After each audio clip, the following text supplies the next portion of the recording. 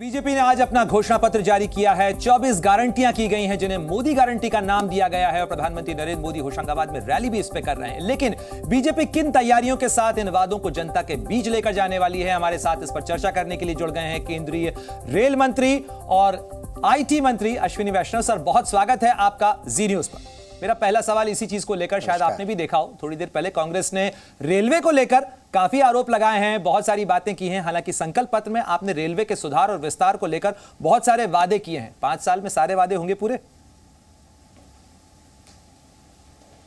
बिल्कुल। अब देखें, पिछले 10 वर्षों में जितना काम हुआ है वो काम अपने आप में एकदम स्पष्ट तौर पे दिखाता है कि अगले 5 वर्षों में किस तरह से एक अलग ही नए तरह के रेलवे की फाउंडेशन बनेगी। पिछले 10 वर्षों में 31,000 किलोमीटर नई रेलवे लाइन बनी है।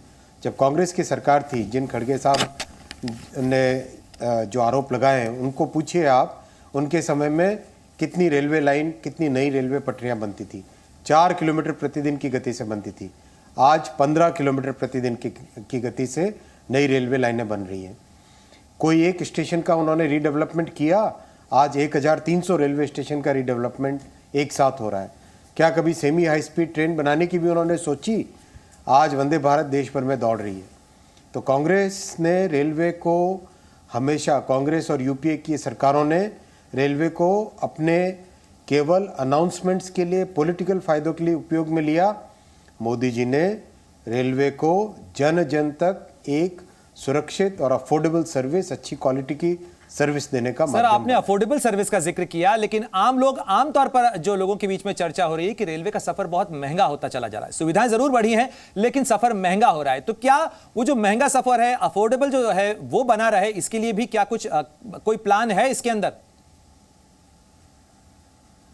बिल्कुल। रेलवे ने हमेशा पैसेंजर को अपनी सोशल रिस्पॉन्सिबिलिटी के हिसाब से माना है। 60,000 करोड़ के आसपास का टोटल सब्सिडी साल की है, यानी हर पैसेंजर को करीब करीब 55% का डिस्काउंट दिया जाता है। साथ ही साथ इतनी नई नई फैसिलिटीज़, लेकिन प्राइस एकदम कंट्रोल में रख के। दुनिया के सबसे अफोर्डेबल रेलवे सिस्टम्स में से भारत का रेलवे सिस्टम है। और आप देखिए, इस संकल्प पत्र में मोदी की गारंटी है किस तरह से रेलवे में और भी नई कैपेसिटी बनेगी।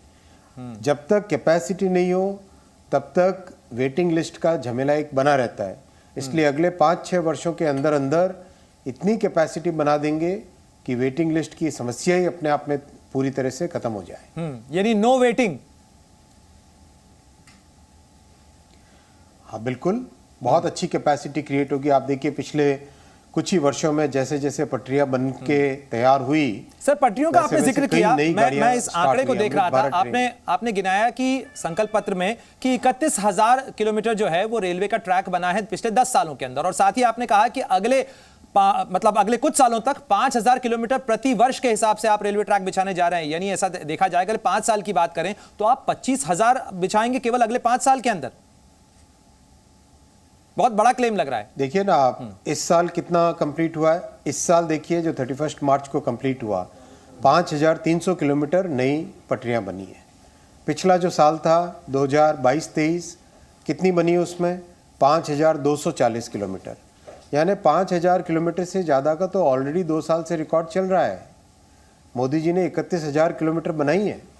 बीच में 2 कोविड के साल थे, लेकिन उसके बावजूद भी ये रिकॉर्ड है। इससे पहले कि अगर 60 साल देख लो तो उसमें इतनी नहीं बनी जितनी 10 साल में बनी है। अश्विनी सर, आप जब भी जुड़ते हैं और रेलवे की जब भी बात होती है तो एक सवाल बार बार आ जाता है, और अब तो आज मौका भी है क्योंकि मैनिफेस्टो में भी इस चीज का जिक्र है। बुलेट ट्रेन की तारीख बताइए सर, और बुलेट ट्रेन का दायरा बढ़ने का जो जिक्र आपने किया है, कहां तक बढ़ेगा?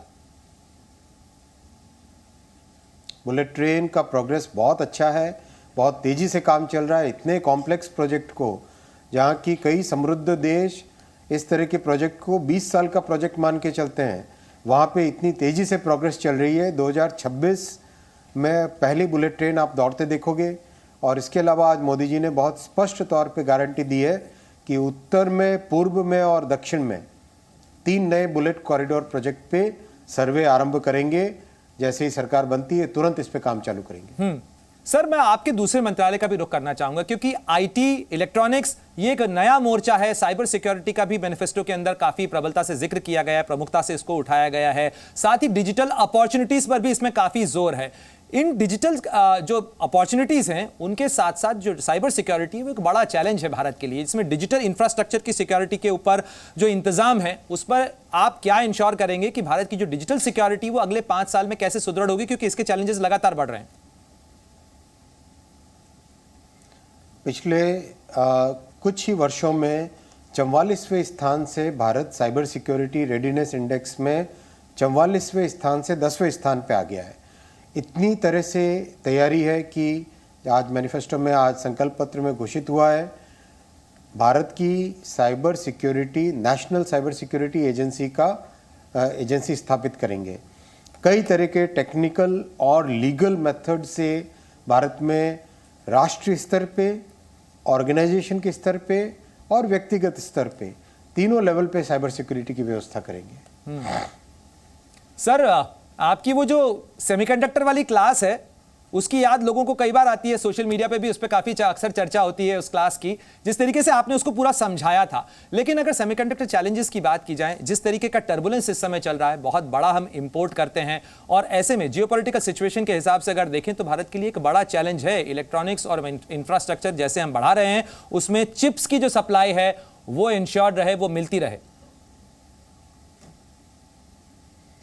2024 के दिसंबर में पहली चिप मिलने लगेगी भारत की बनी हुई। जो चारों के चारों यूनिट है जो अप्रूव हुए हैं, चारों यूनिट पे तेजी से काम चल रहा है। इस तरह से रिकॉर्ड काम, मोदी जी की गारंटी है कि भारत सेमीकंडक्टर का मैन्युफैक्चरिंग का हब बनेगा, अग्रणी देशों में से एक होगा।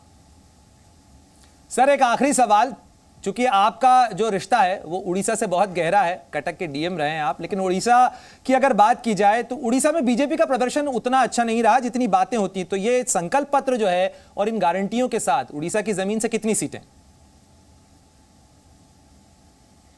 पूरे भारत में जन जन का आज मोदी जी के काम पर, मोदी जी की गारंटी पर पूरा विश्वास है।